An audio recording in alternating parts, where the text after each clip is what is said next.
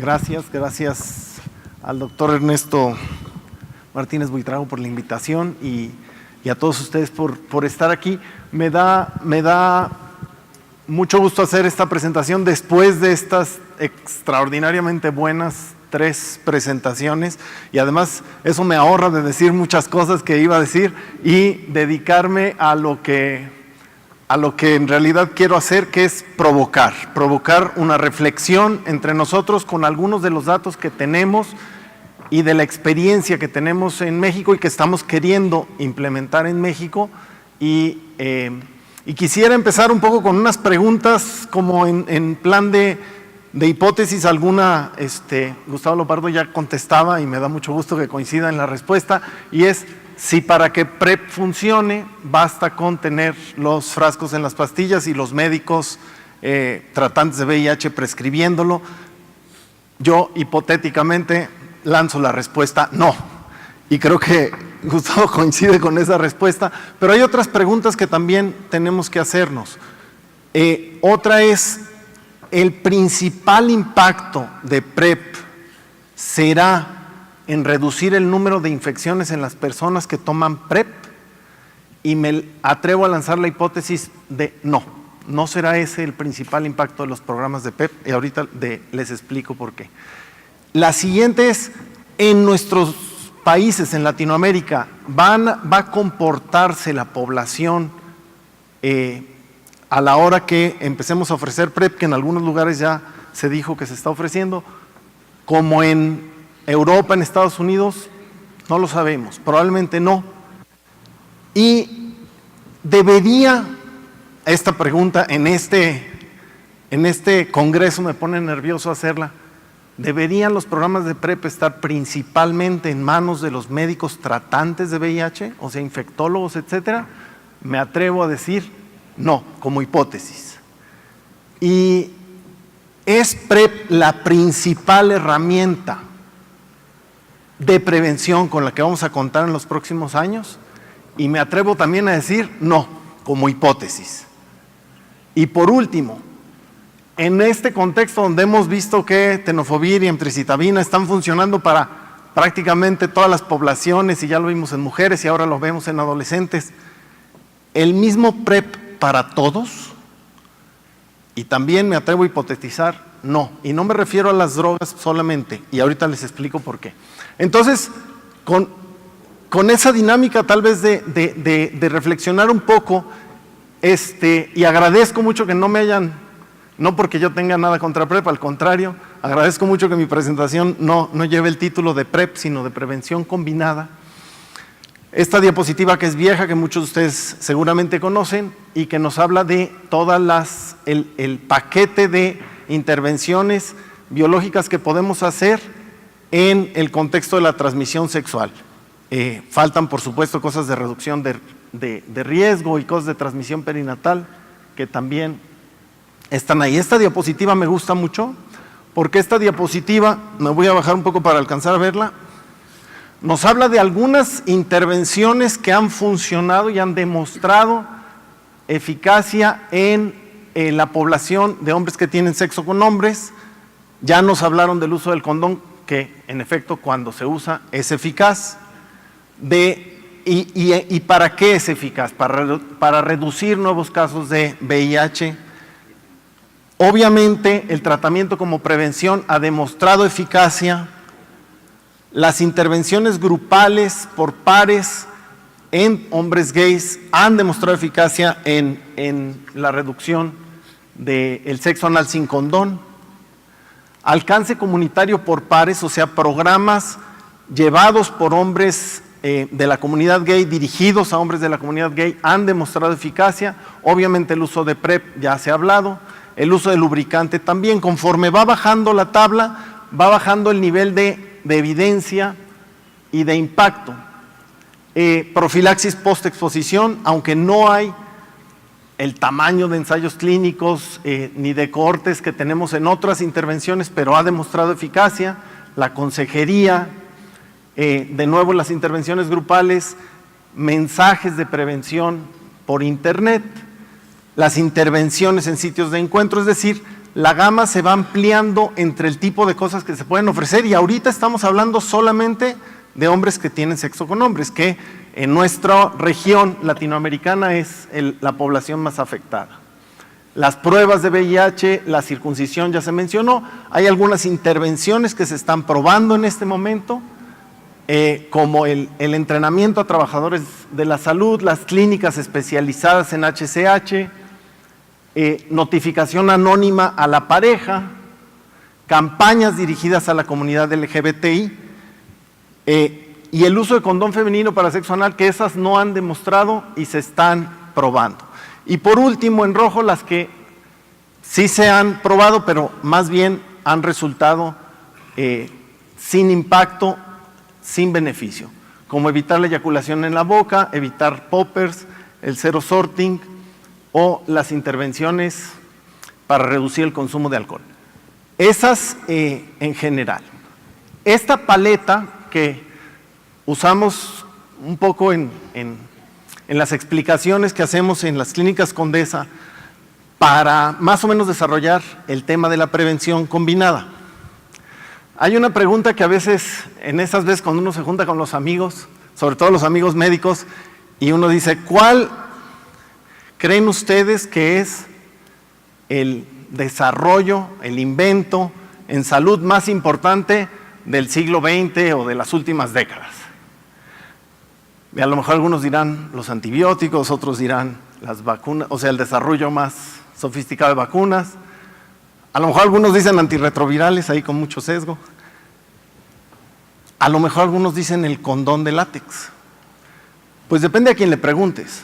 En este congreso creo que, dado el público, va a haber una respuesta sesgada, pero entre la comunidad, probablemente la comunidad gay, de quienes se ven afectados y quienes sí eligen el condón como su método de prevención, en realidad para ellos sí les funciona. Sabemos que no todo el mundo lo usa, sabemos que en muchos países se está viendo un incremento en el sexo anal sin condón, y también lo hemos visto en el número de casos de ITS, ya nos hablaban de clamidia, de sífilis.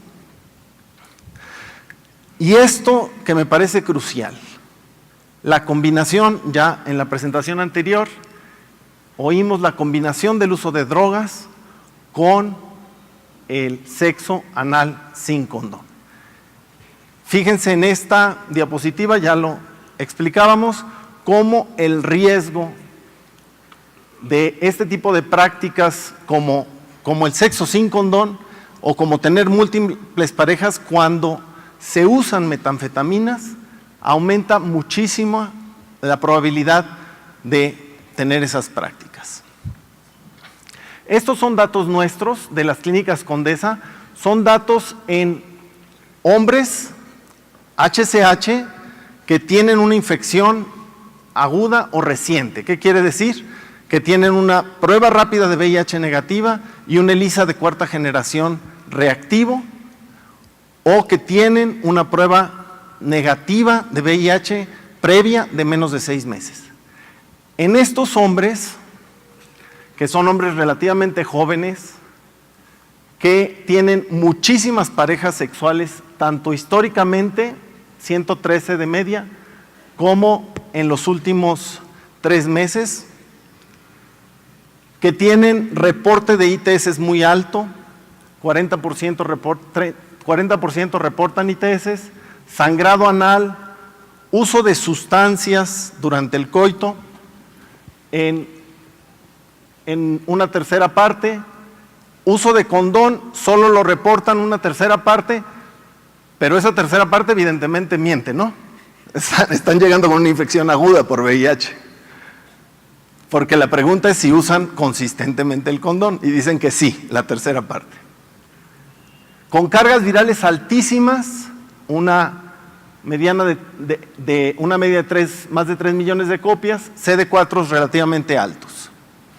Y fíjense en esta población de HCH con infección aguda, cómo tienen tanto sexo anal receptivo como insertivo en la mayoría de los casos. O sea, El cálculo de riesgo que a veces hacemos de si tienes prácticas receptivas o insertivas es banal en el sentido de que comparten o combinan muchos tipos de prácticas de riesgo. Usan redes para tener estos encuentros sexuales, desde Grindr hasta Facebook, hasta Manhunt, hasta etcétera, y van a sitios de encuentro sexual casi la mitad. Y en estos sitios de encuentro sexual hay códigos con mucha frecuencia de conducta de no uso de condón. Es frecuente que las reglas del juego en algunos baños, en algunas fiestas, sea no usar condón. Hay algunas intervenciones que han funcionado, aquí nada más les pongo un ejemplo, que es el médico diciendo ponte condón, tiene mucho menos impacto que un par trabajando el uso de condón con sus pares. Ahora, para seguir hablando de prevención combinada, ¿qué podemos decir de tratamiento como prevención? Estos estudios se hicieron en México y el primero es en hombres que tienen sexo con otros hombres en sitios de encuentro gay. Se encontró una prevalencia en México del 17%, pero cosa que no nos sorprende en nuestros países es una cosa que vemos creo que en toda la región. Pero lo que sí sorprende es que solamente la tercera parte de los que tenían un resultado para VIH positivo, en la entrevista reportaron saber que tenían VIH. O sea, 2/3 partes, tal vez algunos mintieron, pero 2/3 partes de los que tenían VIH dijeron en la encuesta no saberlo. Y entre mujeres trans, que la prevalencia fue un poco más alta, casi 20%, esta solo se hizo en la Ciudad de México, también en sitios de encuentro, 3/4 partes dijeron no saber, 3/4 partes de las que tenían VIH dijeron que no sabían o que no tenían VIH, cuando en realidad sí lo tenían.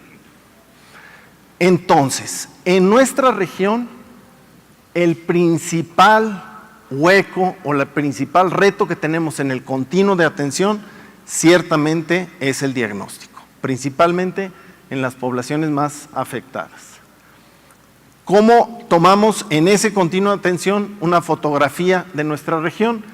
Muy brevemente, decimos que en muchos países, en muchas situaciones llegan con CD4 muy bajos, una proporción muy alta.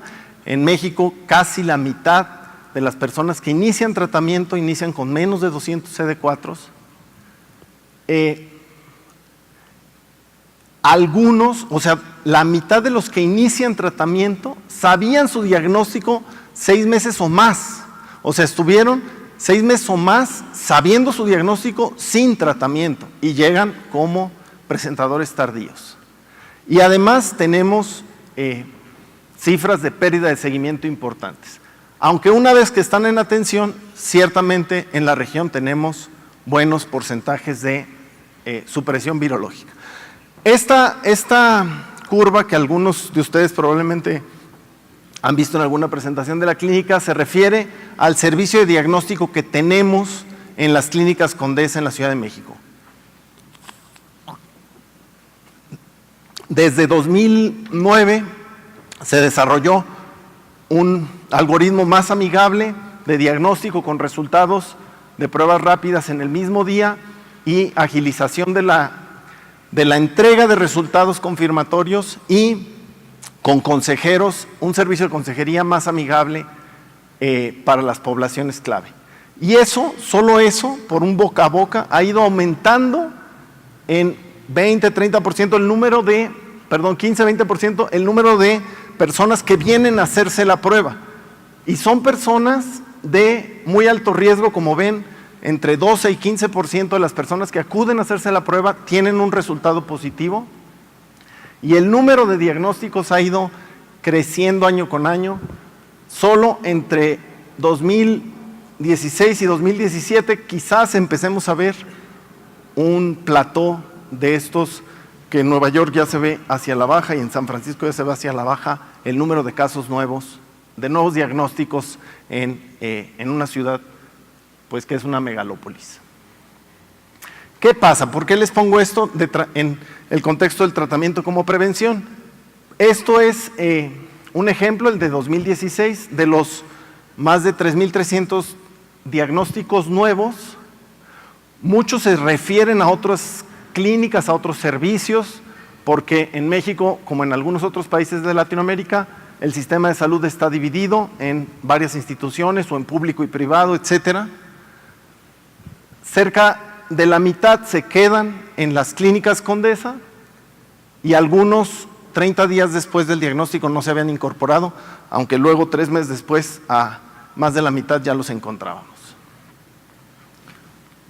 Ciertamente, de los que inician tratamiento a los 6 meses, la gran mayoría están con carga viral indetectable. Y esto, uno de los componentes más importantes, solo lo pongo como ejemplo, y ya lo subrayaron también en anteriores presentaciones, es el tema de la salud mental. Si no se atiende la salud mental, no podemos garantizar un apego al tratamiento y una retención en los servicios.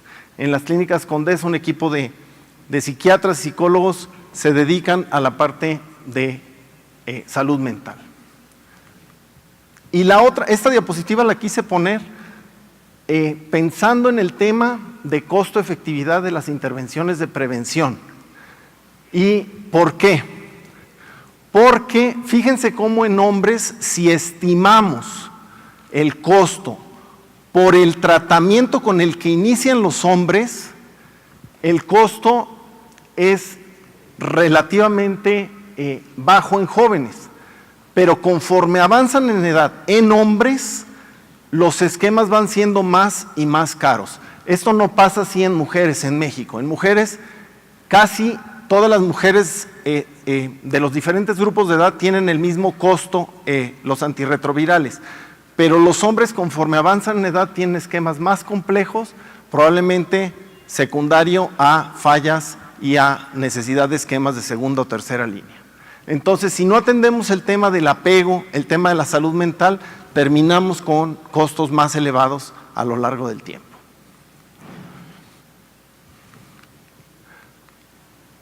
Ahora sí, profilaxis, preexposición y postexposición. Obviamente, tienen que ir de la mano con otras intervenciones. Esto no me detengo, la diferencia entre PrEP y PEP. Aquí les pongo, estos son los positivos, estos son los casos que requieren tratamiento y estos negativos son a los que tenemos que ofrecerles alguna de estas dos intervenciones. Este es solo un ejemplo de un programa que tenemos en las clínicas Condesa de profilaxis post-exposición para personas víctimas de violencia sexual. En casi 10 años hemos atendido a casi 9,000 personas, principalmente mujeres, sobre todo muy jóvenes, que no habían iniciado vida sexual, y acerca de una tercera parte llegaron a tiempo de poderles ofrecer profilaxis post-exposición.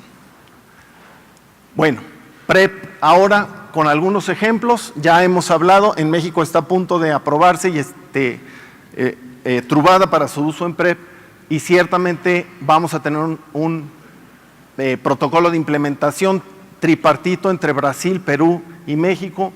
En México, Gilead donó los medicamentos para que podamos hacer este proyecto que se llama IMPREP y que con el liderazgo de la doctora Beatriz Grisgen estamos haciendo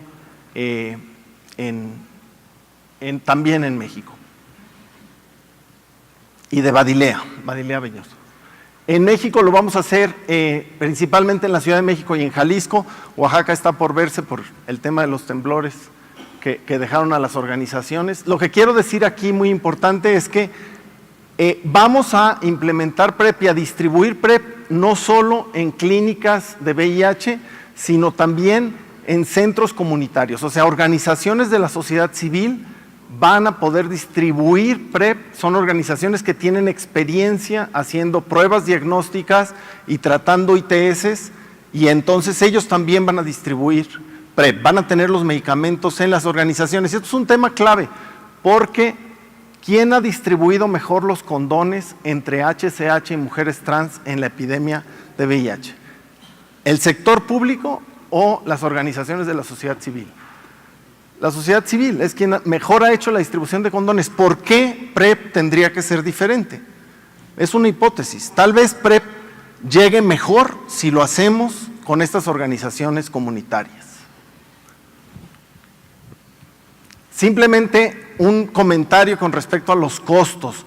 En Latinoamérica hay una gran diversidad, un gran intervalo entre los costos más bajos, como ya dijeron, Brasil, y los costos más altos, como México, donde PrEP al año cuesta más de $1,400, precio gobierno.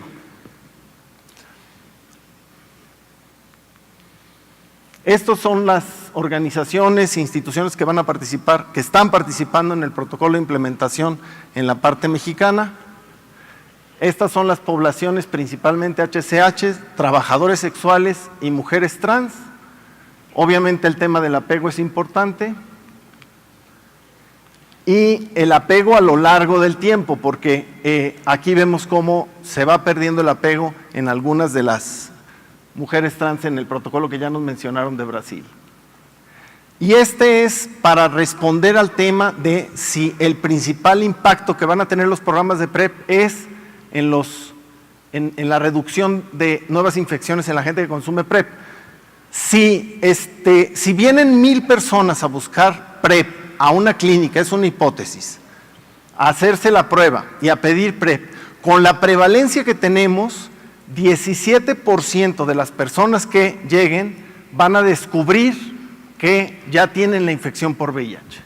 Si las metemos a tratamiento con los números que les mostré, vamos a lograr que el 73% tengan menos de 1,000 copias y por lo tanto prácticamente no transmitan el virus.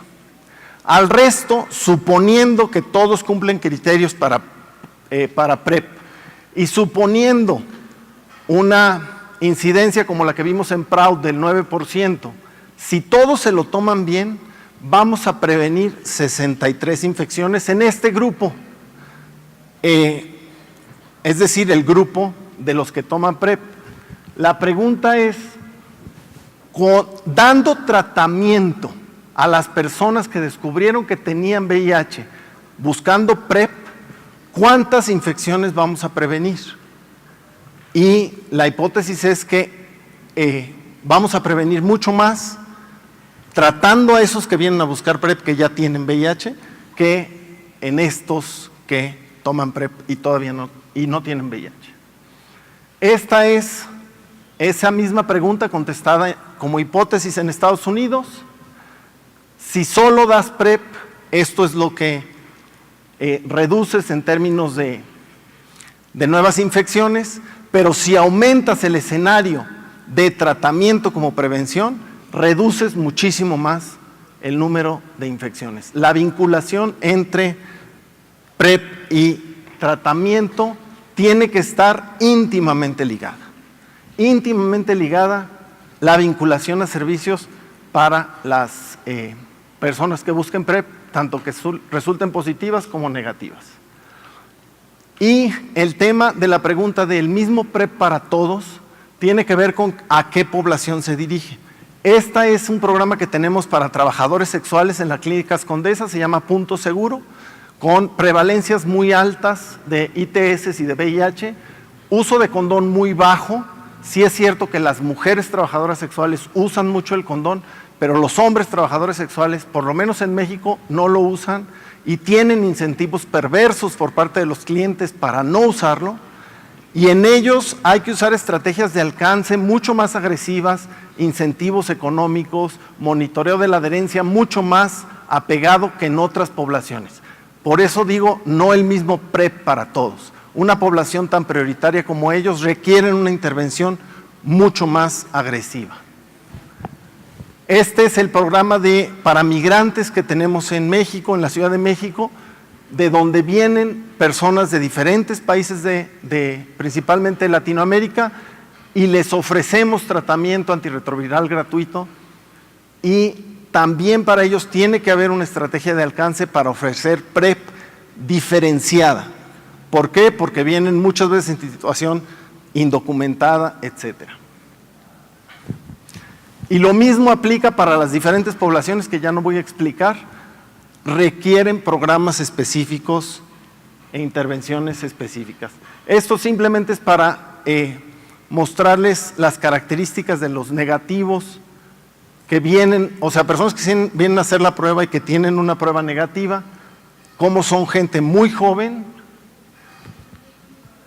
En general, tenemos que intervenir con PrEP y con otras cosas de prevención desde los 15 años, eso es un hecho, o incluso antes. Y cómo entre hombres hay un nivel socioeconómico más alto que entre mujeres, de las que están expuestas al VIH. Ya por último, para terminar, solo les enseño nuestro algoritmo de diagnóstico, nuestro concepto de prevención combinada, los ejes de prevención, que es muy parecido a lo que vimos en la presentación pasada, no me detengo, y nuestras conclusiones.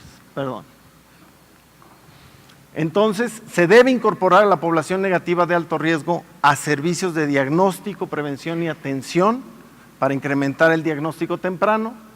Debemos de integrar estas estrategias de diagnóstico, prevención y atención, implementar programas integrales para poblaciones clave específicas y atender el diagnóstico y la prevención en jóvenes es crucial.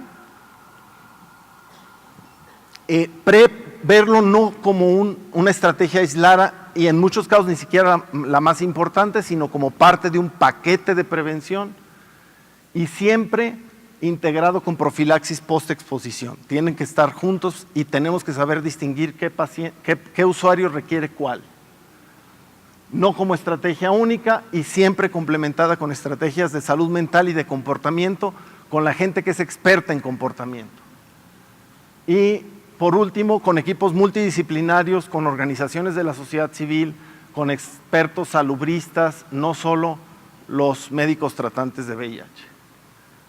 Pues gracias a todas las personas que contribuyeron con sus diapositivas y los esperamos el próximo año en el IAS, que será en la Ciudad de México. Gracias por su atención.